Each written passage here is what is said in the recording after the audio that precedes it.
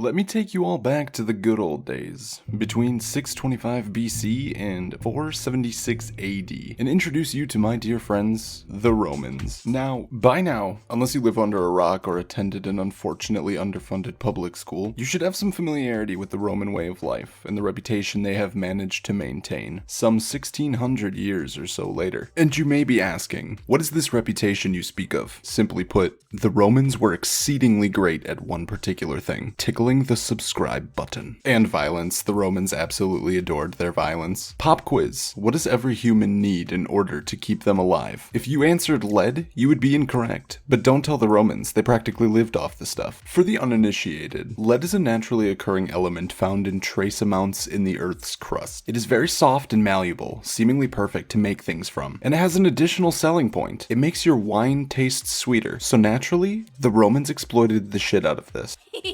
Lead can be found in countless different products produced by the Roman Empire, notably their plumbing. In an article I stumbled across on science.org, it described a research team who set out to determine how contaminated the Romans' tap water actually was. They gathered sediment downstream from a harbor in Rome and compared it to pieces of preserved Roman piping. When they measured and compared the lead isotopes between the sample and the pipe, they discovered that the tap water from ancient Rome likely contained up to 100 times more lead than local spring water. Now these are big numbers, but the study still concluded that they were unlikely high enough to be harmful, ruling out lead exposure as to Romans' bizarre personality quirks. However, the list goes on. It is documented that different household objects, such as pots and pans, cooking utensils, cups, coins, building materials, implements of war, statues, ornaments, and countless other objects all seem to be tainted with lead, exposing the population to lead poisoning with varied degrees of severity. In an age where environmental hazards exist all around us, you may be asking the question, who cares? Well, I cares, and here's why. I will break this down into two simple categories: the studied health effects of lead exposure, and the hypothesized correlation between lead exposure and mental health side effects. First, the health effects. As always, children got it real rough here. Even low levels of lead found in children's blood can result in behavior and learning problems, lower IQ and hyperactivity, slowed growth, hearing problems, anemia. In rare cases, ingestion of lead can cause seizures, coma, and even death. And you can take that to the bank. That's right from EPA.gov. And if the source ends in .gov, you can guarantee it's correct. And that's just in children. Signs and symptoms in adults might include high blood pressure, joint and muscle pain, difficulties with memory or concentration, headache, abdominal pain, mood disorders, reduced sperm count and abnormal sperm, miscarriage, stillbirth, or premature birth in pregnant women. Mood disorders, that's an interesting point. Do tell us more. To better explain this theory, have a look at this graph. Do you see what I mean?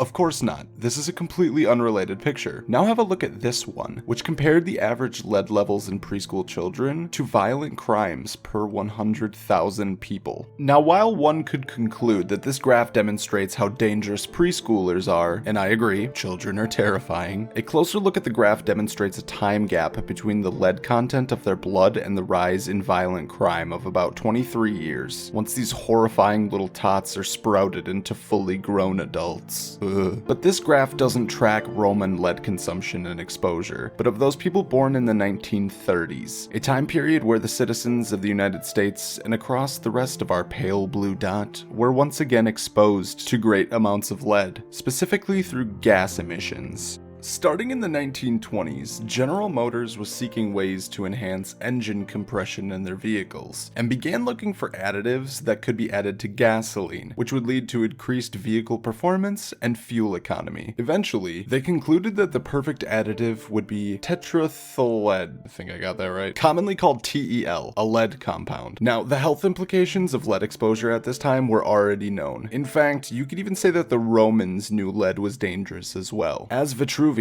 who lived in the Roman Republic between 80 to 70 BC, all the way to about 15 BC, writes, quote, "Water conducted through earthen pipes is more wholesome than that through lead. Indeed, that conveyed in lead must be injurious, because from it white lead is obtained, and this is said to be injurious to the human system." Wow, so insightful. Let's just continue to use it in everything though, okay? So back to our graph. You have the rise of leaded gasoline, as well as lead-based paint, paint, batteries, pipes, the list goes on and on. Then you have humanity as a whole starting to become exceedingly violent as time goes on. Eventually, around 1973, we decided lead is a big no-no. It becomes regulated, discontinued, phased out, and gradually in the 1990s, violent crime rates start to shrink, and the world becomes slightly more safe because of it. Using all this implied data, I would be willing to draw the conclusion that the explanation for the increased violence that was so prominent in Roman culture, amongst other things, was lead exposure. But that's not all. Remember back to the effects of lead exposure in children? Lower IQ and hyperactivity was one of the big side effects, and this has been tracked as well. This graph demonstrates the correlation as to why, collectively, we are so stupid, at least partially. I placed the rest of the blame on Fortnite and YouTube Kids. It tracks measured blood lead levels and compares it to the IQ loss in children exposed versus not exposed, and tracks the negative difference. And what's crazier are the further studies that can be theorized as well, such as this graph, which shows a side-by-side analysis comparing leaded gasoline and teen pregnancy. Now that's not to say the gas was making us a little bit more passionate, but there is something substantial about all of this data. It begs the question of how many different side effects did children exposed to these heightened levels of lead in their environment suffer from? It would seem that gassing the planet had some negative side effects. Thanks, Romans.